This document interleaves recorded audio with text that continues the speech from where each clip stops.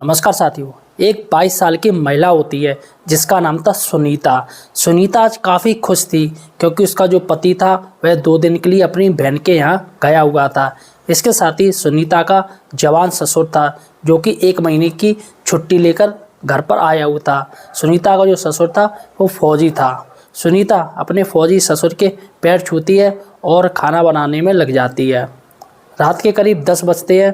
सुनीता खाने की थाली सजाकर अपने फौजी ससुर के कमरे में जाती है तो वहाँ पर देखती है कि फौजी जो ससुर था वह अपने प्राइवेट पार्ट पर तेल मालिश कर रहा था, जिसे देखकर सुनीता चौंक जाती है। अब ऐसे में ससुर भी अपनी बहू को सामने देखकर वह भी चौंक जाता है। सुनीता पानी पानी हो जाती है यह दृश्य देखकर। सुनीता चुपचाप खाना रखकर वहाँ से चली जाती है और मन ही मन में ससुर के उस प्राइवेट पार्ट के बारे में सोचती रहती है। दरअसल दोस्तों, सुनीता अपने पति से खुश नहीं थी क्योंकि उसका पति है वह चरम सुख नहीं दे पा रहा था। अब ऐसे में सुनीता ने तय किया था जैसे ही उसका पति अपनी बहन के घर से आएगा 2 दिन बाद, वैसे ही वह उससे तलाक ले लेगी। लेकिन फिर भी ससुर के प्राइवेट पार्ट को देखकर सुनीता ने मन ही मन में सोचा क्यों ना एक बार फिर से मौका दिया जाए। इस बार वह ससुर के साथ सोना चाहती थी और उसने तय किया अगर ससुर भी मेरी काम वासना शांत नहीं कर पाया तो वह तलाक दे देगी अपने पति को। रात के करीब 12 बज जाते हैं। सुनीता को काम वासना जागती है और वह उठकर अपने ससुर के कमरे में चली जाती है और वहीं जाकर बगल में जाके सो जाती है और ससुर को अपने से चिपका लेती है। अब चिपका हुआ देख ससुर की आँख खुल जाती है और वह सामने देखता है कि उसकी बहू सुनीता वह मैक्सी में अर्धनग्न लेटी हुई है। अब चूँकि ससुर भी जवान था और उसकी पत्नी का 4 साल पहले निधन हो चुका था तो वह भी सुनीता से कसकर लिपट जाता है और दोनों एक दूसरे को चुम्मा चाटी करने लगते हैं। फिर दोनों एक दूसरे के कपड़े उतारते हैं और आपस में संबंध बना लेते हैं। यह संबंध करीब 4 घंटे तक चलता है और सुनीता इस संबंध से काफ़ी खुश थी क्योंकि उसको चरम सुख प्राप्त हो गया था। अब यह काम रोज़ रोज़ होने लगा, रोज़ रोज़ उनमें संबंध बनने लगे। 1 महीने बाद ससुर और सुनीता के बीच कुछ ऐसा कांड हो जाता है जिनको सुनकर आप और हमारे पैरों की ज़मीन खिसक जाएगी। नमस्कार दोस्तों, क्लियर क्राइम चैनल में आपका स्वागत है। दोस्तों, आज हम फिर से एक सच्ची क्राइम घटना लेकर आए हैं, अतः वीडियो को पूरा ज़रूर देखिएगा। इसके साथ ही दोस्तों, अगर आपने अभी तक हमारे चैनल को सब्सक्राइब नहीं किया है तो यार चैनल को सब्सक्राइब जरूर कीजिएगा। हम इसी तरीके से रियल सच्ची क्राइम घटना आपके सामने लेकर आते रहते हैं। चलिएगा, मैं आपको वो क्राइम घटना बता देता हूँ कि आखिर बात क्या है। सच्ची घटना राजस्थान की है। राजस्थान में एक जिला पड़ता है जयपुर के एक छोटे से गांव में एक परिवार रहता था। उस परिवार में सुनीता नाम की लड़की अपने माता पिता के साथ रहती थी। सुनीता की उम्र 22 साल की करीब थी। वह इतनी खूबसूरत थी कि अगर कोई भी इंसान उसे देखे तो एक ही नज़र में पसंद कर ले। सुनीता के पिता एक सरकारी बैंक में जॉब करते थे और अच्छा खासा पैसा भी कमाया करते थे। सुनीता की माँ भी एक सरकारी स्कूल में बच्चों को पढ़ाने के लिए जाया करती थी। सुनीता अपने माता पिता की एक लौती बेटी थी, इसीलिए उसके माता पिता उसकी हर एक ख्वाहिश को पूरा किया करते थे। अच्छा, सुनीता जवान हो चुकी थी। उसके माता पिता को उसकी शादी की चिंता सताने लगी थी, इसलिए वह सुनीता के लिए एक लड़का ढूंढना शुरू कर देते हैं। सुनीता को कई सारे लड़के दिखाई भी जाते हैं, लेकिन सुनीता सबको रिजेक्ट कर देती है क्योंकि सुनीता चाहती थी कि उसको जो लड़का मिले वह 6 फीट लंबा, हट्टा कट्टा जवान, एक पहलवान जैसा लड़का मिले। अब दोस्तों, इस तरीके से 2 महीने का समय गुजर जाता है। 2 महीने के बाद सुनीता के पिता की वह तलाश भी खत्म हो जाती है। एक सुरेश नाम का लड़का मिलता है। इसकी उम्र भी 25 साल के करीब थी। यह भी बैंक में जॉब करता था, सरकारी जॉब किया करता था और अच्छे खासे पैसे भी कमाया करता था। सुरेश की हाइट भी 6 फुट के करीब थी। यह हट्टा कट्टा जवान और एक पहलवान जैसा लड़का था। जब यह सुरेश सुनीता को देखने के लिए उसके घर पर आता है तो सुरेश को और सुनीता को एक कमरे में बैठा दिया जाता है बात करने के लिए। फिर सुनीता और सुरेश एक दूसरे से बातें करने लगते हैं। सुनीता सुरेश से पूछती है कि तुम्हारे घर में कौन कौन है। फिर सुरेश सुनीता से कहता है कि मेरे घर में मैं हूं और मेरे पिता हैं। मेरे पिता फौज में नौकरी करते हैं और बहुत कम घर पर आया करते हैं, यानी कि मेरी शादी में भी वह नहीं आ पाएंगे और मेरी माँ का 2 साल पहले ही एक बीमारी के चलते देहांत हो चुका है। अभी तो फिलहाल मैं घर पर अकेला ही रहता हूँ। फिर सुनीता भी सुरेश को अपने बारे में बताती है। फिर दोनों एक दूसरे को पसंद कर लेते हैं। फिर इन दोनों का रिश्ता पक्का हो जाता है और 1 महीने के बाद इन दोनों की शादी हो जाती है। शादी होने के बाद सुरेश सुनीता को दुल्हन बनाकर अपने घर पर लेकर आ जाता है। सुनीता को उसके कमरे में बैठा दिया जाता है। सुनीता अपने पति के आने का इंतजार कर रही थी। लगभग 10 बजे के करीब सुरेश अपनी पत्नी के कमरे में जाता है और उससे बातचीत करने लगता है। लगभग आधे घंटे तक वह उससे बातचीत करता है और थोड़ी देर के बाद वह उसके साथ सुहागरात मनाने की तैयारी करने लगता है। वह एक एक करके अपने कपड़े उतारता है और एक एक करके सुनीता के कपड़े भी उतार देता है। फिर यह दोनों निर्वस्त्र हो जाते हैं। फिर सुरेश सुनीता के साथ सुहागरात मनाने लगता है। लगभग 2 मिनट तक वह उसके साथ सुहागरात मनाता है और फिर डिस्चार्ज हो जाता है और एक तरफ वो लेटकर सो जाता है। फिर अगले दिन जब सुबह होती है तो सुनीता यह सोच रही थी कि हमारी शादी की पहली रात थी, तो मेरे पति को नर्वस महसूस हो रहा होगा, इसीलिए कुछ कर नहीं पाए। फिर अगले दिन शाम का समय होता है। यह दोनों खाना पीना खाते हैं और रात के 10 बजे के करीब सुरेश फिर से अपनी पत्नी के साथ संबंध बनाने की कोशिश करता है और फिर से 2 मिनट के अंदर ही डिस्चार्ज हो जाता है। अब इस तरीके से दोस्तों 15 दिन का समय गुजर जाता है। 15 दिन तक सुरेश अपनी पत्नी को कहीं ना कहीं खुश नहीं कर पा रहा था। उसकी पत्नी को भी वह चरम सुख नहीं मिल पा रहा था जो उसे मिलना चाहिए था। अब दोस्तों कहीं ना कहीं सुनीता उससे चिढ़ने लगी थी, उससे गुस्सा करने लगी थी, मन ही मन अपने पति को वह गालियां देने लगी थी। अब दोस्तों इस तरीके से 1 महीने का समय गुजर जाता है। 1 महीने के बाद जो सुरेश का पिता होता है, जिसका नाम राजवीर होता है, वह फौज से अपनी छुट्टी लेकर 1 महीने के लिए घर पर आ जाता है। घर पर आने के बाद सुनीता जब अपने ससुर को देखते हैं तो उसका ससुर दोस्तों एक जवान हट्टा कट्टा पहलवान जैसा आदमी था। सुनीता उसे देखकर दंग रह जाती है और यह सोचने लगती है कि उसका पति तो उसके साथ कुछ कर नहीं पाता है। अगर एक बार वह अपने ससुर को मौका दे तो शायद उसका ससुर है, वह कुछ कर पाए। अब उसके मन में तरह तरह के गलत ख्याल चलने लगते हैं।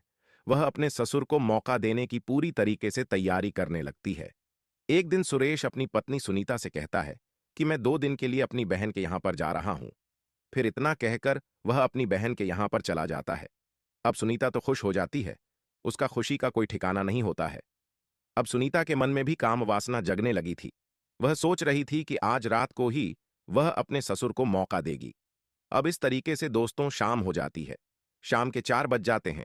सुनीता अपने ससुर के पास जाती है और उससे थोड़ी बहुत बातचीत करती है, प्रणाम करती है और फिर अपने कमरे में आ जाती है।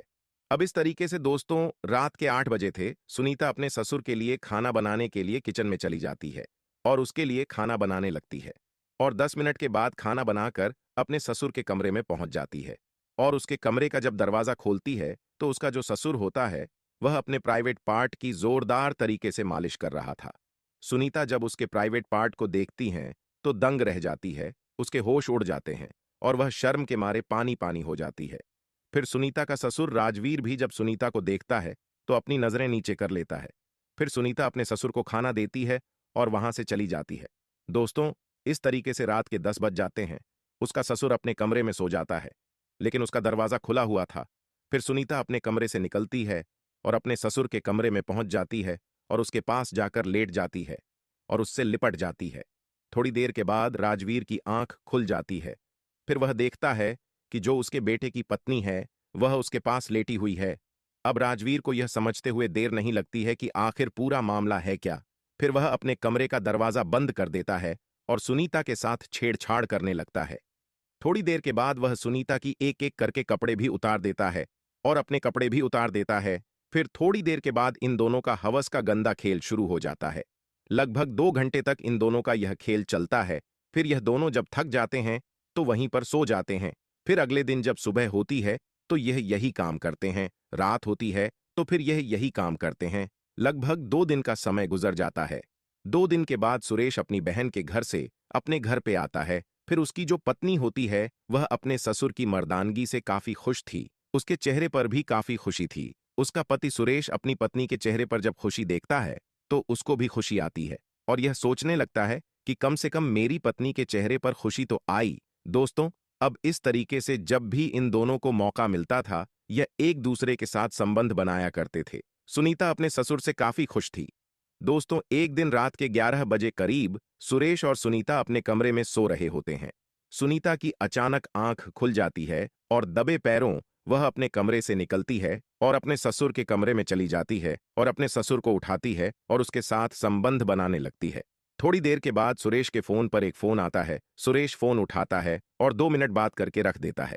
फिर सुरेश अपनी पत्नी को अपने पास ना पाकर सोचने लगता है कि इतनी रात गई उसकी पत्नी कहां पर चली गई है। फिर वह अपने कमरे से निकलता है और बाहर देखने लगता है कि आखिर उसकी पत्नी कहीं बाथरूम तो नहीं गई है। फिर अचानक उसको एक ऐसी आवाज आती है कि वह उन आवाजों को सुनकर अचंभित रह जाता है, बड़ा हैरान हो जाता है। यह आवाजें उसके पिता के कमरे से आ रही थीं। दोस्तों, फिर वह सुरेश अपने पिता के कमरे की ओर चला जाता है और कान लगाकर सुनने लगता है। जो उसकी पत्नी सुनीता होती है और उसका जो पिता होता है, यह दोनों एक दूसरे के साथ जोरदार तरीके से संबंध बना रहे थे।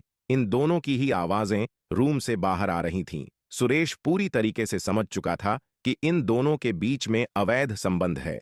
सुरेश को काफी गुस्सा आ जाता है और तुरंत ही अपने पिता के कमरे में चला जाता है और इन दोनों को आपत्तिजनक स्थिति में देख लेता है। अब सुरेश को इतना गुस्सा आ जाता है कि वह अपनी पत्नी से झगड़ा करने लगता है और अपने पिता से भी झगड़ा करने लगता है। झगड़ा इतना बढ़ जाता है कि उसके पिता राजवीर को काफी गुस्सा आ जाता है और पास में पड़ा हुआ पत्थर उठाता है और अपने बेटे की सर में मार देता है और उसकी वहीं पर मौत हो जाती है। अब सुनीता जब यह सब देखती है तो चीखने और चिल्लाने लगती है। उसकी चीख पुकार सुनकर आसपास के जो लोग होते हैं वह इकट्ठा हो जाते हैं और इन लोगों से पूछने लगते हैं कि आखिर मामला क्या है। अब पड़ोस वाले लोग खून से सना हुआ पत्थर देखते हैं और वहां पर सुरेश की लाश को भी देखते हैं तो वह समझ जाते हैं कि सुरेश की हत्या इन दोनों ने ही की है। फिर तुरंत ही वह पुलिस को फोन कर देते हैं और आधे घंटे के अंदर पुलिस भी वहां पर पहुंच जाती है। बॉडी का पंचनामा बनाया जाता है और बॉडी को पोस्टमार्टम के लिए भेज दिया जाता है। अब शक के तौर पर सुनीता और राजवीर को गिरफ्तार कर लिया जाता है। इन दोनों को थाने लेकर पहुंच जाते हैं। सबसे पहले सुनीता से पूछताछ की जाती है तो सुनीता अपना जुर्म कबूल कर लेती है, लेकिन राजवीर से जब पूछताछ की जाती है तो राजवीर अपना जुर्म कबूल नहीं करता है और तरह तरह की बातें बताता है। जब राजवीर पर सख्ती का प्रयोग किया जाता है तो राजवीर भी टूट जाता है और अपना जुर्म कबूल कर लेता है कि उसी ने अपने बेटे की हत्या की है। फिर इन दोनों के ऊपर चार्जशीट बनाई जाती है, एक मुकदमा दर्ज किया जाता है और इन दोनों को जज के सामने अदालत में पेश किया जाता है। वहां से जज साहब इन दोनों को आजीवन कारावास की सजा सुना देते। तो देखा साथियों, किस तरीके से एक पिता ने अपने पुत्र की हत्या कर दी, वह भी काम वासना की वजह से। वह भूल गया कि जिस सुरेश इंसान को वह मार रहा है वह उसका पुत्र है, जिसे उसने जन्म दिया, उसने पाला है। और सबका इन सबका जो कारण बनती है वह बनती है सुरेश की पत्नी सुनीता, जो उसने अपने पति को धोखा दिया ही, इसके साथ ही ससुर के साथ शारीरिक संबंध स्थापित कर लिए। दोस्तों, मेरा ये कहानी सुनाने का मकसद यही था कि समाज में किस तरीके से संबंध विच्छेद होते जा रहे हैं। लोग अपने संबंधों को, अपने रिश्तों को भूलते जा रहे हैं, अपनी मर्यादाएं तोड़ रहे हैं। तो दोस्तों, अतः इस कहानी का यही वाक्य निकलता है कि आप सजग रहिएगा, सचेत रहिएगा, क्योंकि आजकल जिस तरीके से क्राइम फैल रहा है वह सच में दोस्तों बहुत कष्टदायक है। फिलहाल दोस्तों, सुनीता ने और राजवीर ने जो भी कुछ अपने पति के साथ किया उसकी सज़ा पुलिस ने उनको दे दी और दोनों को सलाखों के पीछे जेल में पहुंचा दिया है। फिलहाल दोस्तों, आपका क्या कहना है मुझे कमेंट सेक्शन ज़रूर लिखिएगा और चैनल को सब्सक्राइब जरूर कीजिएगा।